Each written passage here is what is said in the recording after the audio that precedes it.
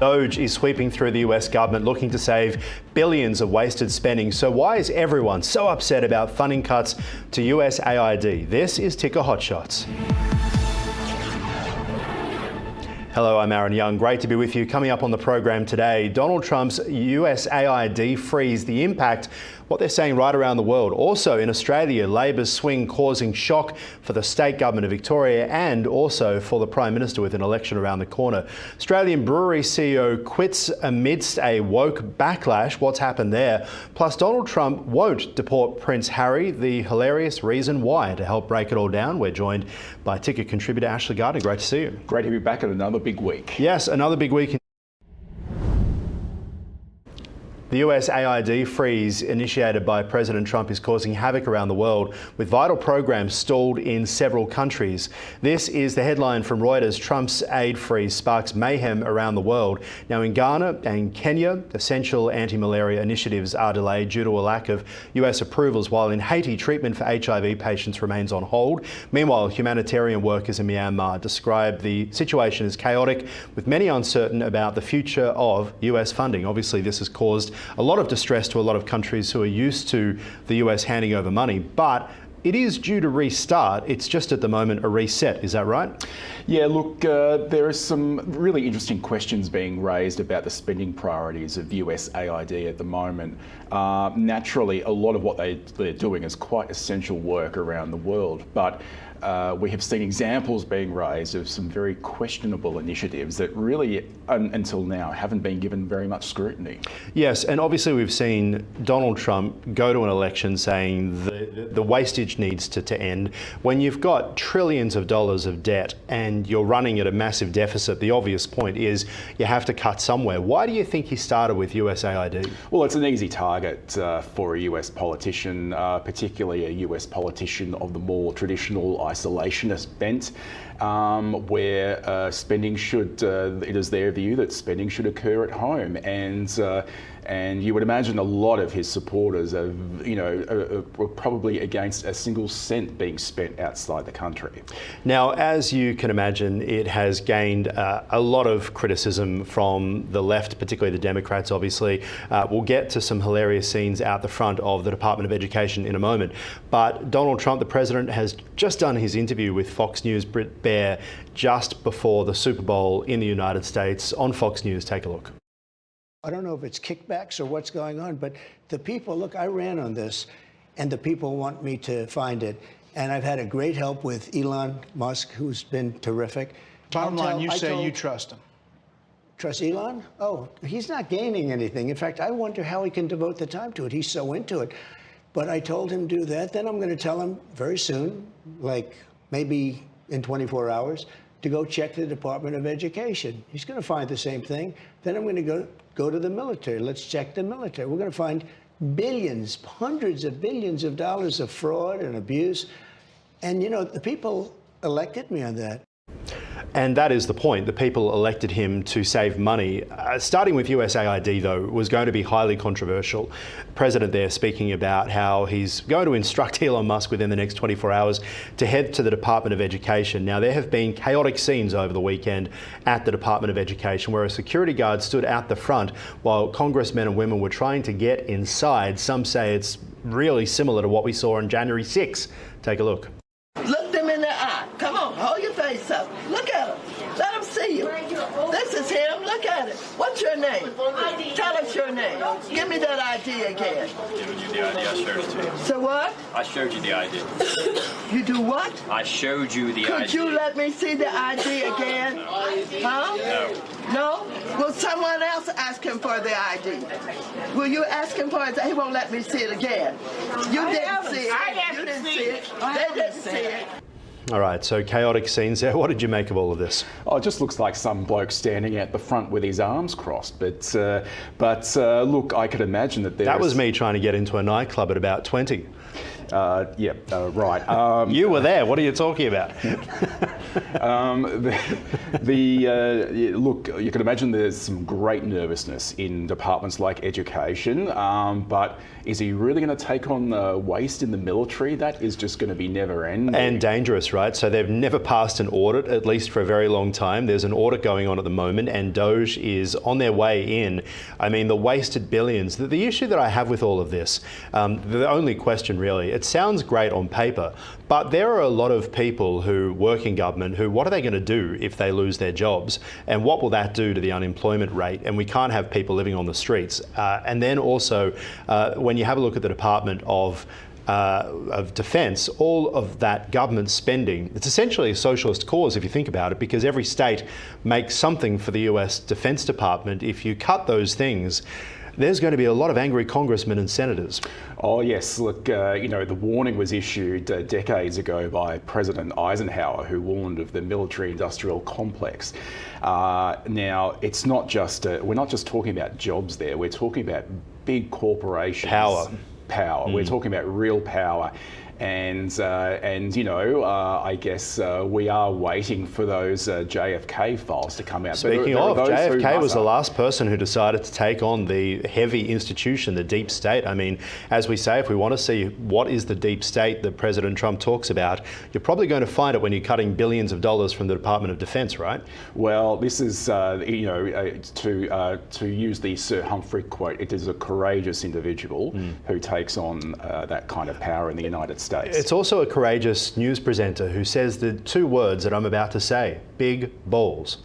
Good evening. Thanks for joining us. We begin tonight with Musk and Big Balls. Big balls. Big balls. Big Balls, who worked for Elon Musk's so-called Department of Government Efficiency, Doge. In the one case of the Big Balls kid, a literal teenager.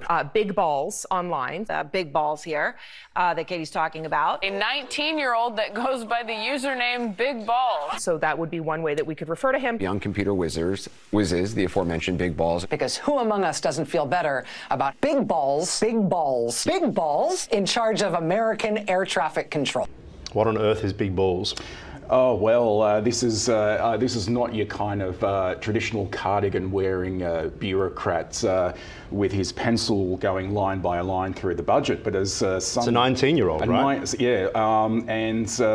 And look, it is a reasonable question. What does this particular individual know about government spending? But hey, we are in pretty wild times at the moment. I think of that film Dave, one of my favourite films with Kevin Kline, who plays the president and also plays the guy pretending to be the president. And while he's in the White House, he brings in his mate, who's his accountant, to find savings in the US federal budget. Things that are kind of the sacred cows that a politician wouldn't touch, but someone from the outside would look at and say, what are we doing spending money here?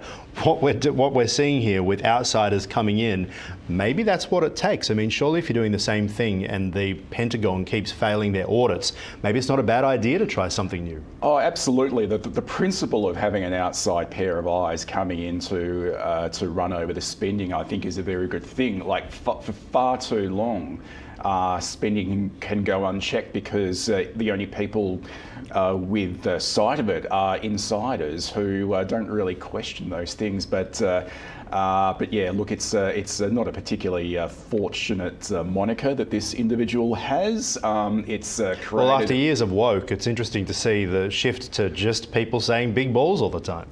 Well, yes, I'm really not sure how I can respond to that, so... Right, let's move on. In a significant setback for the Australian Labor Party and the Prime Minister Anthony Albanese, the Werribee by-election has revealed a 10.4% swing away from the party, raising alarm bells ahead of the federal election due within months. This is the headline from the Financial Review. Labor's worst fears confirmed. The Greens get another reality check, and a reality check for everybody, it seems, from the Victorian Premier Jacinta Allen, who addressed the media highlighting Labor's primary vote drop of 17% in a traditionally stronghold area. But she pointed the finger at the Liberals, saying, well, the Socialist Party actually had more of a swing than the Liberal Party in Werribee, and when it came to Param, there was no sign of the Labor Party. So, Ash, my question to you is, if the Labor Party had run a candidate in Paran, would this have been such a good news weekend for the Liberal Party? No, probably not. I would say that if the Labor Party had run in Paran, look, they may have struggled to win, but the Greens would have been home and hosed by now. Look, there was a former Labor MP who ran. He got around 15% of the vote, but he directed his preferences to the Liberal Party. It was a deliberate campaign to unseat the Greens, and in that sense, it was quite successful. That campaign to unseat the Greens. The organisation known as Advance Australia, who are a conservative activist organisation. They were very active on the booths. I saw them at the South Yarra Library on Saturday when I went to vote. Because this is your electorate, and it was mine for a very long time. I remember it being a Liberal stronghold, as much of the inner southeast was, but it has been changing. Many seats have gone either towards the independent Teals, some have gone towards Labor, but then some have gone towards the Greens. And there's been a big, conversation for quite a while. John Howard famously said Victoria is like the Massachusetts of Australia, except Massachusetts has 2% of the population of America. Victoria has about 30%. It's a pretty big Massachusetts if that's the case. But the story for the past decade has been how Victorians have shifted to the left and the far left, like the Greens.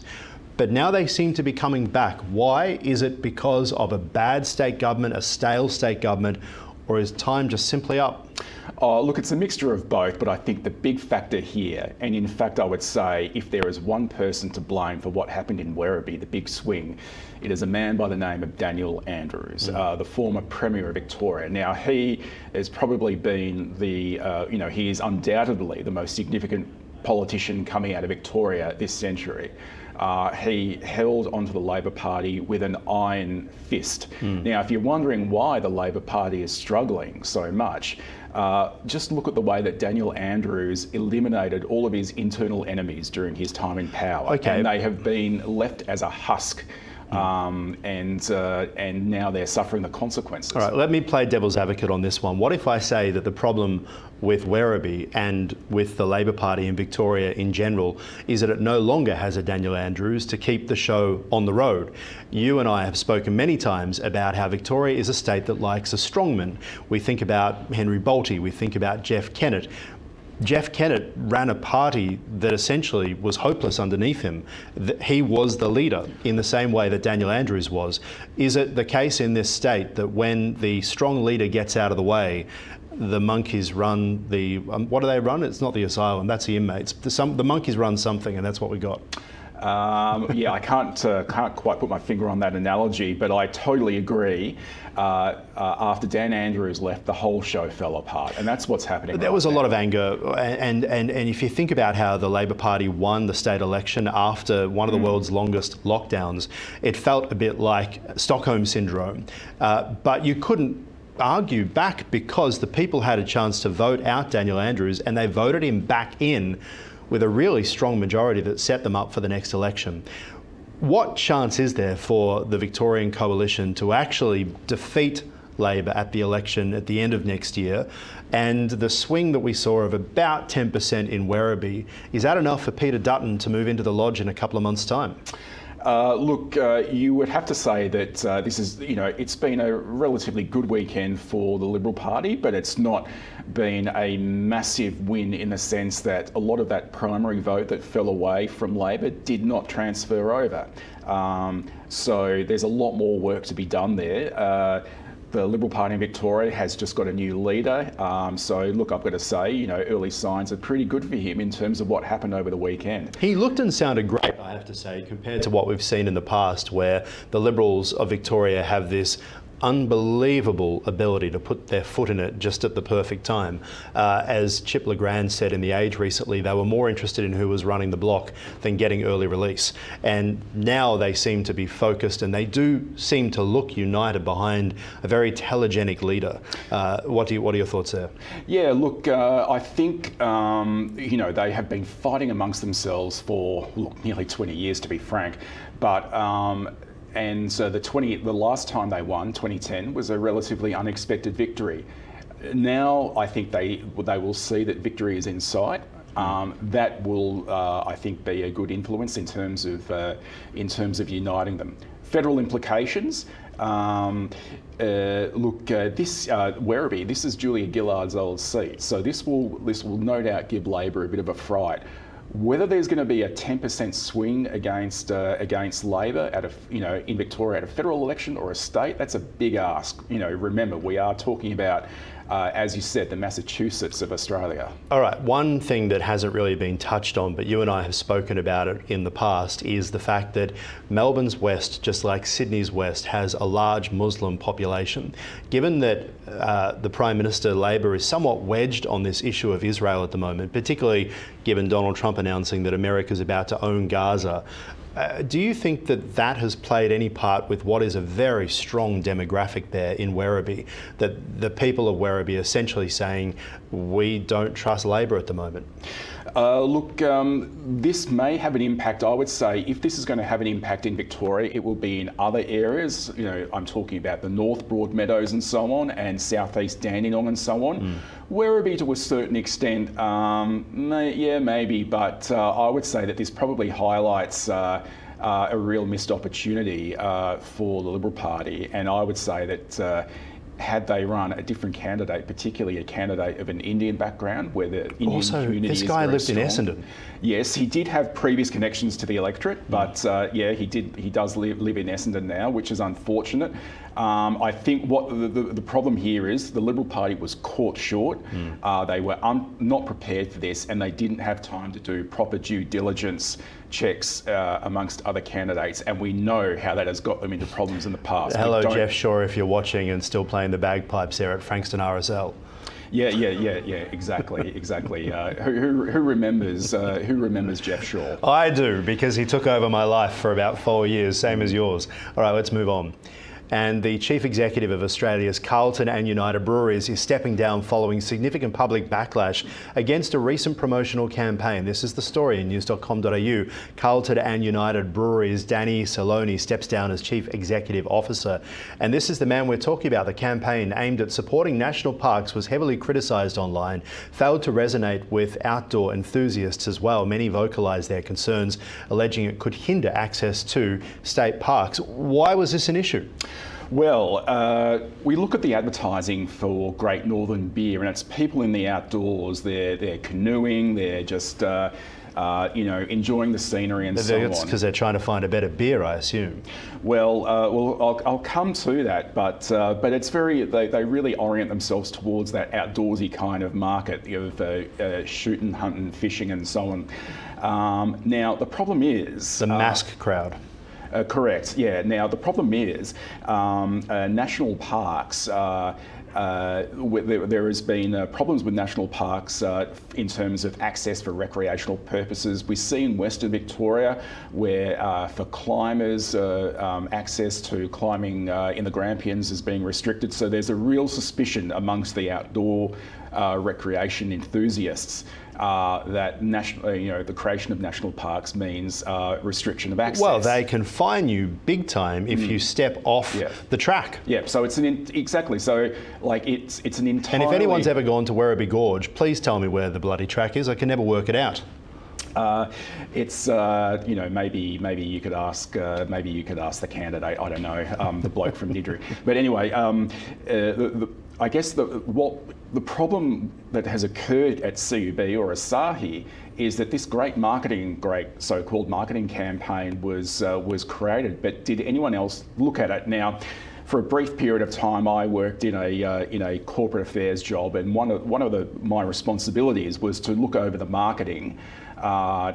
Just to make sure they weren't doing anything silly. The kind of pub test, will this get the whole organisation in trouble? Because marketing people are great, they're very creative, but the problem is I don't think in the whole they really reflect, really understand the feelings of people that well. And if you go to marketing school and do Marketing 101, you're supposed to learn about marketing personas. Now, quite clearly, they've just ignored the fact that the person there, the person who's interested in traditional Aussie lager might like access to the outdoors. Their campaign has probably been oriented more towards your craft beer, watermelon sour. Maybe that would be the appropriate I know place. a few of them. Indeed. Well, I think that the issue is, you're right about marketing people, and I know quite a lot of them, obviously, through this job, and they're quite often very progressive and looking for the next big thing to jump onto. But they also love money, so they will shift onto things, whether they're left or right, depending on which way they detect the wind is blowing, and they want to be there first, right? We've seen it with surf brands that have put the trans issue front and foremost, and then ended up in big trouble because they've said this is a woman, and the surfing community has said no, it's not. So, and then the CEOs eventually had to go. So it's become a divisive thing where marketing people want to be leading the conversation, to be first in it with TV ads or promotional campaigns or social media, but it seems to be going straight to the top, and the CEO eventually has to go. Yeah, it's quite a risk for CEOs, and maybe there's a lesson here that they should be more aware of this. And look, I would have thought that it's nearly 2 years now since the whole Dylan Mulvaney debacle hit Bud Light in the United States. I would have thought that that big beer companies would have been a bit more attuned to that is so true. And if you have a look at the commercial that Bud is putting out for the Super Bowl, it's guys wolf whistling at girls, going back to, I guess, what things used to be like before, where things have gone the past 10 years. All right, let's move on. A similar topic though. Donald Trump has declared that he won't deport Prince Harry, suggesting the Duke has enough problems with his wife, Meghan Markle. This is the headline in news.com.au. Donald Trump says he won't deport Prince Harry. He has enough problems with his wife. Despite controversies over Harry's immigration status and past admissions of drug use, Trump has stated that he wants to leave him alone. This an extraordinary story because Donald Trump has never been backwards about Meghan Markle. Let's have a look. You cannot use the nuclear word ever again. Harry is whipped. Do you know the expression whipped? I'm familiar with the phrase. I won't use the full expression. But Harry is whipped like no person I think I've ever seen. I'm not a fan of Meghan. Yeah. I'm not a fan. And I wasn't right from the beginning. Same I think poor Harry is being led around by his nose, okay? You think he's going to end? I do. I've been a very good predictor, as you know. I predicted almost everything. It'll end, and it'll end bad. And I wonder if Harry's going to go back on his hands and knees and say, please, you know, I think Harry has been led down a path. If you were the Queen, is it at the stage now, would you remove their royal title? I would. The only thing I disagree with the Queen on, probably one of the only things ever, is that I think she should have said, if that's your choice, fine. But you no longer have titles, you no longer... And frankly, don't come around. He has been so disrespectful to the country, and I think he's an embarrassment. All right, so President Trump speaking a few years back there with Piers Morgan on Talk TV. Just extraordinary, obviously, the relationship. Why do you think President Trump likes to put Meghan Markle in his sights? Well, now, who said that Donald Trump wasn't a man of compassion? But look, you know, we know that Donald Trump is a vain and thin-skinned man. That's just the reality. Now, that's kind of what makes his personality entertaining and engaging. He goes off like a cannon, basically. Yeah, he doesn't forget, and he knows that you know, Meghan Markle is no fan of his. She's a bit of a Democrat. She probably at one stage harboured some political ambitions of her own. In fact, she probably still does. But I can't really say that they would be particularly worth following through with these days, because she's had an absolute shocker of a few weeks in terms of publicity. But it seems like for Meghan Markle, any publicity is good publicity. This is what the president said. I don't want to do that. I'll leave him alone. He's got enough problems with his wife. She's terrible. Now, anyone that you speak to on the right is just kind of waiting for the news article of Harry's left Meghan or Meghan's left Harry and Harry's gone back. I always point to the treatment of Princess Diana as being a bit of a homewrecker kind of thing, or even Camilla Parker Bowles was considered the homewrecker for some time. And we point out, does the media just like to have someone to hate in the royal family because it gets on the front page? What's your views on that? Oh, look, there's no doubt that Meghan Markle is good for clicks. You look on YouTube. you look at Dan Wootton's program on YouTube, I would say that like every second video he does is about Meghan Markle. There is this a gentleman by the name of H.G. Tudor, who is a specialist in narcissism, and he does about 3 to 4 talks a day analysing the narcissism of Meghan Markle. So, we're talking about it now. So there's no doubt. Is it the difficulty that they keep asking for privacy and they don't want to do the job of the royals, but they keep kind of doing it, but as celebrities? Well, we've seen over the past week, there's been that rather strange video of how she procured some Billie Eilish merchandise for a 15-year-old girl who lost her home in the LA fires. Was that really worth an LA? Was that really worth an Instagram reel, or even just overnight? Have you seen their sort of $2 shop royal tour of on the back of a golf cart going through the bowels of the stadium for the Invictus Games? But this was Trump's chance to kick him out of the country, but he chose to keep him. Look, I think the reality is that Trump, I think, enjoys his good relationship at the moment with the royal family. Kicking out, he doesn't want to send them back. Doesn't want to. Well, kicking out Harry would have been a diplomatic issue, and I think in the end it's probably a sensible approach that it would create some embarrassment for relations between the two countries. Particularly if there's an ICE raid on Prince Harry. Well, one would think that one would hope that that's all behind him now. That's all in the past. But it's. I didn't mean that kind of ICE. Oh. I was referring to the ICE of the Immigration Department taking him to Guantanamo Bay. Okay. But if they discover ICE, fair enough. I think we better wrap it up before we get sent to Guantanamo Bay. Good to see you as always, Ashley Gardner, ticket contributor. Thank you.